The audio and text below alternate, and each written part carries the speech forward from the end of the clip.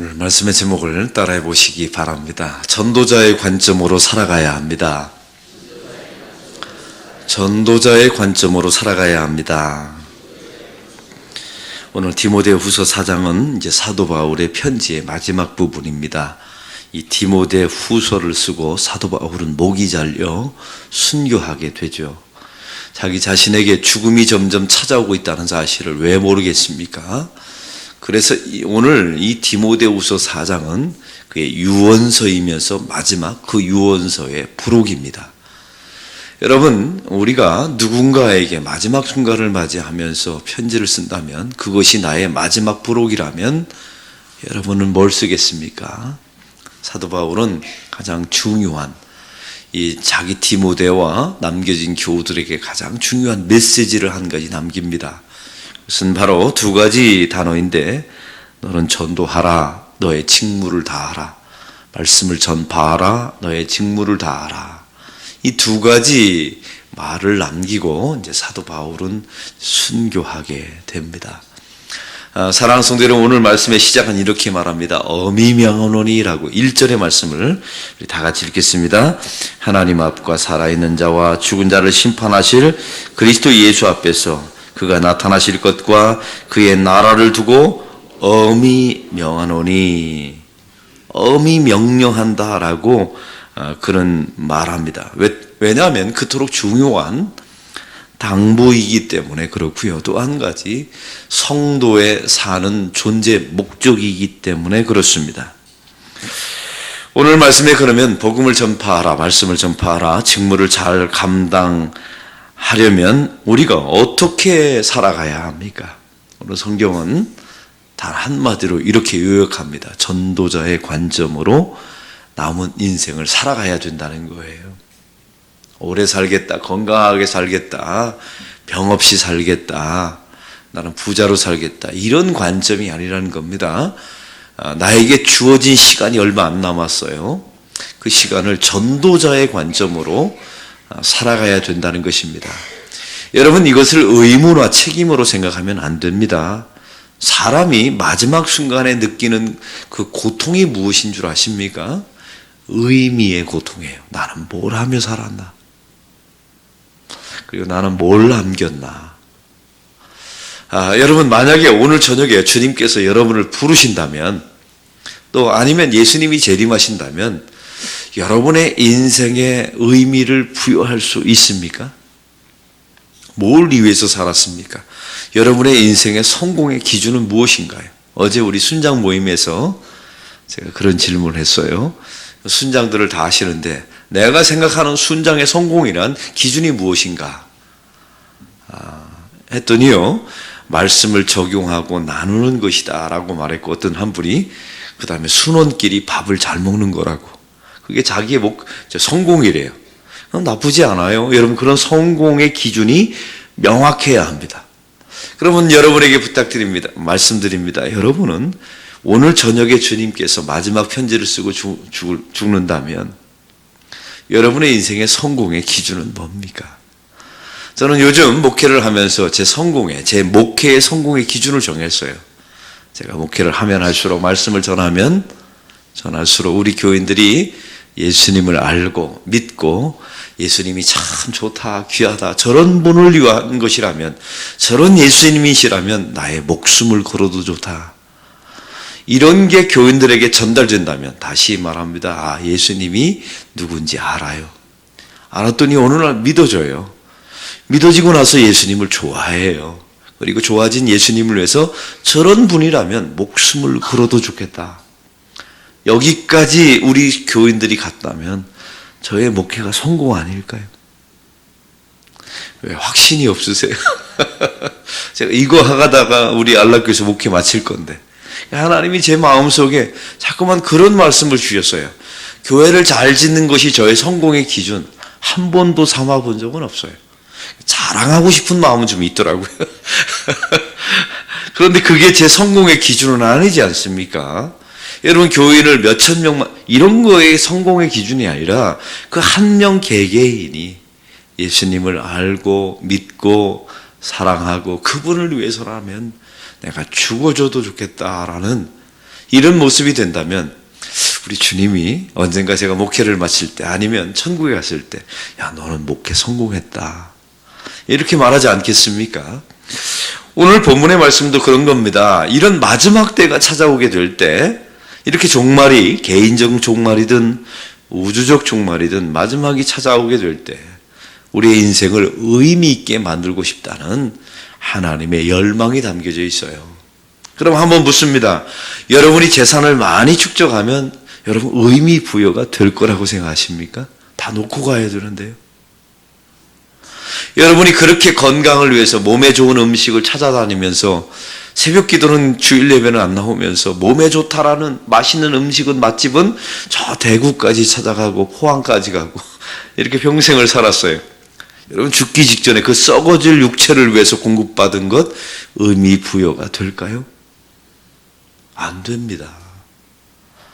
그래서 사람은 본래 그래요. 의미 부여가 안 되면, 자기 인생의 의미를 찾지 못하면 엄청난 영혼의 고통을 느껴요. 뭐 하며 살아나. 오늘 말씀에 보면 그런 전도자의 관점이라는 것은 무엇입니까? 우리의 인생을 의미 있게 만드는 가장 대표적인 관점은 너는 말씀을 전파하라, 그 직무를 다하라. 이 전도자의 관점이라는 것은 무엇입니까? 오늘 1절의 말씀을 우리가 이렇게 읽었습니다. 죽은 자를 심판하실 예수 그리스도 앞에서 그의 나타나실 것과, 이 말의 의미는 이렇습니다. 예수 믿는 사람들의 전도자의 관점은 좀 더 멀리 그리고 마지막까지 생각하면서 살라는 거예요. 여러분, 우리가 매일매일 살아가면서 예수님의 재림하시라, 또 한 가지는 예수님 앞에서 우리가 설 것이다, 심판대 앞에 설 것이라는 것, 그리고 마지막에 예수님이 이 땅에 재림하실 것, 이렇게 우리의 종말을 생각하며 사는 사람은 어떤 방식으로 살아가게 될까요? 쾌락으로 살지 않습니다. 사실은요, 우리에게 종말이 찾아오게 될 때 예수를 믿는 사람과 믿지 않는 사람이 전혀 차이가 있어요. 예수 믿지 않는 사람은 이래도 망하고 저래도 망하니까 그냥 쾌락적으로 삽니다. 그래서 예수 믿는 사람들의 종말로는 전혀 달라요. 시간이 얼마 남지 않았으니까 의미 있는 일에 쓰겠다고 해요. 그게 바로 전도자의 관점입니다. 그래서 예수 믿는 사람들의 이 전도자의 관점은 항상 멀리 마지막까지 생각하면서 살아가는 것이 전도자의 관점이에요. 여러분, 우리의 인생도 마찬가지입니다. 이 새벽기도 나오시는 분들은 우리 교회 좀 연령이 좀 있으신 분들이 많아요. 우리는 항상 이 매일매일을 살아가면서 이 종말의 때, 종말의 시간이 점점 찾아오고 있죠. 피해갈 수도 없어요. 그때마다 전도자의 관점으로 멀리 길게 마지막을 생각하면서 살아가는 저와 여러분이 되기를 바랍니다. 이게 전도자의 관점이에요. 또한 전도자의 관점이라는 것은 멀리 본다, 길게 본다는 것은 심판하실 예수님 앞에서, 한번 따라해 봅시다. 심판하실 예수님 앞에서. 우리가 항상 예수님 앞에 마지막에는 설 수밖에 없다는 사실을 잊지 말고 살아야 합니다. 그 예수님이 여러분에게 물으실 거예요. 돈 얼마나 벌었냐? 땅은 얼마나 샀느냐? 대학은 어디까지 나왔느냐? 남긴 업적은 뭐, 이런 거 묻지 않으세요. 너의 인생의 의미는 무엇이냐? 내가 너에게 80년이라는 시간을 선물로 주었는데 그것을 도대체 어디에 썼느냐? 주께서 물으실 것입니다. 그 재림의 때, 종말의 때 말이죠. 그래서 마태복음 25장은 이렇게 말합니다. 주인이 달란트 비유가 나와 있는데 그 주인이 달란트를 각각을 맡기면서 멀리 떠나가게 됩니다. 그리고 나중에 그 주인이 찾아와서 그걸 셈하게 되죠. 여기서 중요한 메시지가 있습니다. 여러분이 이득을 많이 남겨야 된다, 그런 차원이 아니라 사실은 마지막에 이런 순간이 온다는 거예요. 셈할 순간. 그 셈의 기준은 무엇일까요? 바로 의미입니다. 하나님께서 우리를 부르신 목적대로 살았느냐, 바로 그 이야기입니다. 오늘 성경은 또한 말하죠. 그가 나타나실 것과 예수님의 재림의 때, 마지막 때 나에게 의미를 부여할 수 있는 일이 무엇인가를 찾아내셔야 합니다. 특별히 예수 믿는다는 의미는 그런 거예요. 오늘 나에게 주어진 이 하루를 얼마나 가치 있게, 의미 있게, 그리고 제가 항상 즐겨 쓰는 말이죠. 오늘 저녁에 예수님이 재림하셔도 주님, 저는 준비되었습니다. 그리고 오늘 주어진 이 하루의 일을 기꺼이 감당한 것 저는 만족합니다. 여러분, 이런 고백들이 성도를 아주 가장 담대하게 강하게 만들어준다는 사실이에요. 또한 오늘 말씀에 보면 그의 나라를 두고 엄히 명하노니라는 말씀이 나와 있습니다. 이 말은 예수 믿는다는 것, 전도한다, 말씀을 전파한다는 것은 하나님의 통치하는 세상을 확장한다는 의미예요. 사실은 세상 믿지 않는 사람 속에서 가장 중요한 것은 하나님의 통치가 미치지 못합니다. 근데 주님께서 원하시는 것은 여러분의 말씀 전파를 통하여, 여러분의 전도를 통하여 그 믿지 않는 세상과 그 믿지 않는 성도 사람들 안에 하나님의 통치와 다스림이 있기를 원하신다는 사실입니다. 그래서 사도 바울이 이렇게 말하죠. 하나님의 나라를 두고 엄히 명하노니, 이렇게 말씀하시세요. 제가 이런 설교를 하면 어떤 분들이 이런 말씀 하시더라고요. 목사님은 예정론에 대해서 말하지 않았습니까? 하나님이 만세 전부터 구원하기로 작정된 사람이 있다고 말씀하지 않았습니까? 예, 그렇죠. 그럼 우리가 가만히 있어도 하나님이 누군가를 통해서 그 사람을 구원해내실 것 아닙니까? 이러면서 전도자의 소명을 회피하는 사람들이 있더라고요. 근데 여러분, 그 종교개혁자들이 중요한 말을 했어요. 그 깔뱅 선생님이 아주 유명한 말을 했습니다. 그렇지 않다. 하나님은 만세전부터 구원하기로 예정된 당신의 백성들을 바로 너의 전도를 통하여 그런 백성들이 주님 앞에 돌아오도록 예정하셨다고 말씀하고 있어요.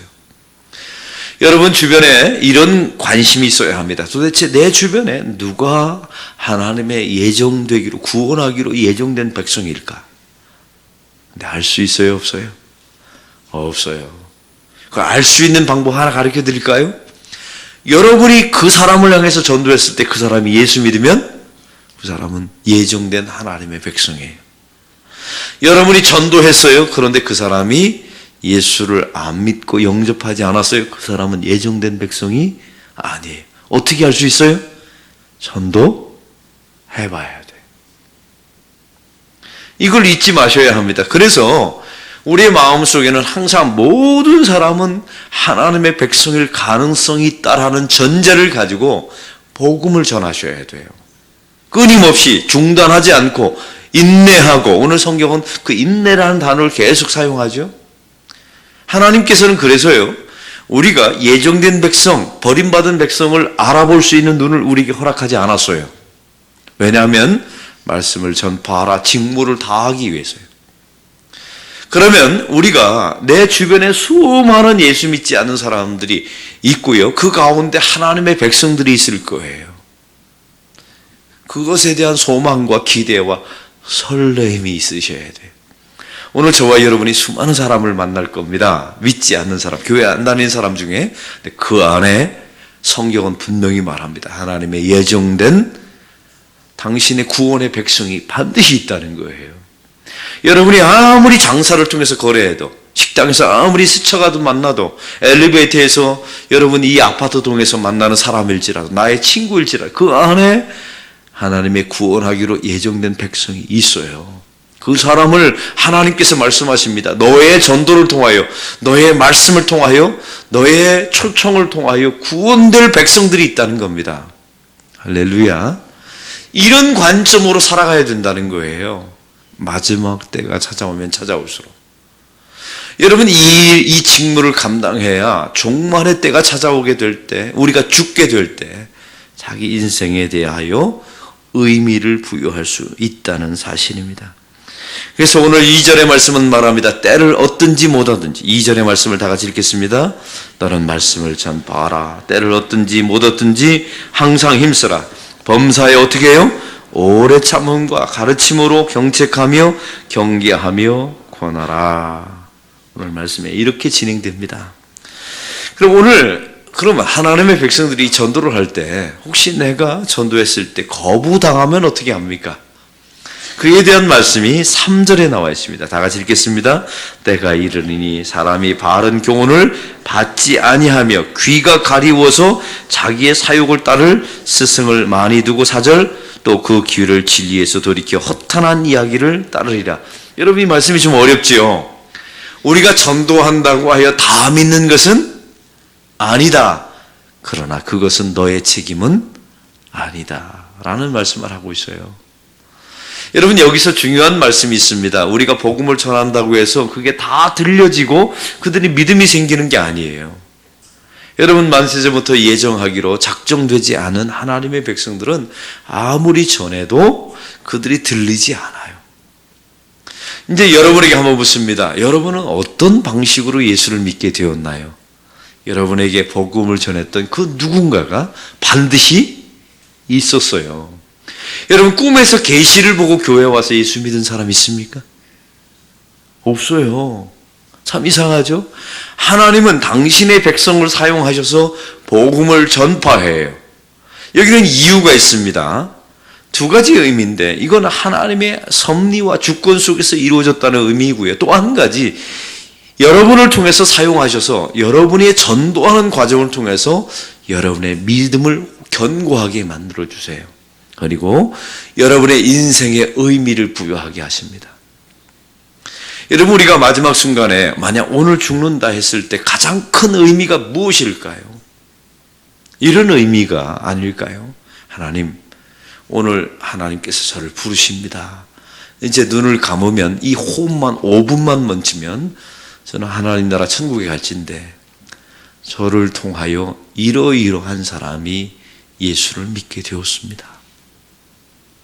여러분 이게 우리의 가장 큰 자랑거리 아닐까요? 사실은 내가 전도해서 그 사람이 예수 믿은 건 아니에요. 만세전부터 예정된 백성인데 하나님이 나를 사용하셔서 복음이 그에게 전달되게 하셨어요. 하나님 저를 이런 도구로 삼아주신 것 너무 감사합니다. 여러분 이런 의미가 하나님의 백성들의 가장 큰 의미가 아닐까요? 우리가 예수는 오래 믿었는데 다시 선포합니다. 여러분을 통해서 예수 믿은 사람이 단 한 명도 없다면 또 여러분이 누군가에게 말씀을 전파한 일이 없다면 여러분은 직무유기한 겁니다. 아무리 목사일지라도 아무리 중직자일지라도 아무리 예수를 오래 믿었을지라도 여러분은 시간을 낭비한 자에 불과하다는 사실입니다. 그래서 사도 바울은 말합니다. 엄히 명하노니 예수님의 재림 앞에 설 것을 기억하라고 우리의 마지막 순간에 찾아올 죽음을 기억하고 너의 말씀을 전파하라 직무를 다하라 이래야만 우리가 마지막 순간에 나의 인생에 의미를 부여하고 또 하나님 앞에 하나님 이런 일을 하다 왔습니다라고 하나님을 기쁘시게 하고 또 주님께 칭찬받을 수 있는 하나님의 백성이 될 줄로 믿습니다. 오늘 이 예배를 마치고 세상에 나가면 오늘 수많은 사람을 만나게 되고 통화하고 스쳐 지나가게 될 것입니다. 기대하십시오. 여러분 주변에 예수는 지금 믿지 않으나 하나님의 예정된 백성들이 날마다 스쳐 지나가고 있다는 사실을 잊지 마시고 그들에게 때를 얻든지 못 얻든지 인내함으로 어느 순간에 따라 그들에게 하나님의 말씀을 전파하는 요즘 보니까 우리 교회가 또 좋은 기회가 생겼어요. 어제도 한 교인이 자기 친구를 우리 카페에 모시고 왔더라고요. 그래서 왜 모시고 왔냐고 했더니 내 친구인데 좋은 곳에 가서 커피 마시자고 앞으로 여기 와서 커피 마시자고 초청했다는 거예요. 여러분 그런 것도 중요하지만 와서 커피 마시면서 그에게 복음을 전파하는 귀한 장소가 우리 카페 2가 되기를 소망합니다. 제가 어제 그러면서 뒤에서 중보기도했어요. 하나님 저렇게 친구를 데려왔습니다. 교회는 안 다니는 친구를 합니다. 저 카페에서 맛있는 커피 마시면서 하나님 복음을 저에게 전파할 수 있는 귀한 장소가 되게 하옵소서. 여러분 그러라고 카페 2 만든 거지 우리끼리 잘 먹고 잘 놀라고 우리가 만든 건 아니에요. 믿지 않는 사람들이 좀 더 쉽게 들어와서 복음을 받을 수 있는 기회가 생기고 이걸 통해서 우리 본당까지 들어와서 혹시 그 안에 하나님의 백성이 있지는 않을까? 우리의 전도를 통하여, 우리의 초청을 통하여 그들이 이것이 접촉점이 되어서 예수 믿게 되지 않을까? 여러분, 이렇게 하루하루를 살아가게 된다면 마지막 순간에 주님께서 이제 와라 라고 부르실 때, 여러분, 하나님, 저의 인생은 이 땅의 소풍 같은 인생이었으며 의미가 있었으며 참 신나는 나의 인생길이었습니다. 또 하나님 앞에 주신 목적을 잘 감당하다가 부족하지만 그 일을 감당하다 왔습니다 라고 고백하는 의미 있는 주의 백성이 될 줄로 믿습니다. 이렇게 살다가 어느 날 불현듯 주님께서 부르시면 하나님 나라 가는 저와 여러분이 되기를 소망합니다. 오늘 말씀의 느낌과 깨달은 점을 적어보시고 해야 될 것 한 가지와 하지 말아야 될 것 한 가지를 적어보시고 이 말씀대로 사는 하루가 되게 달라고 기도하는 시간 갖겠습니다.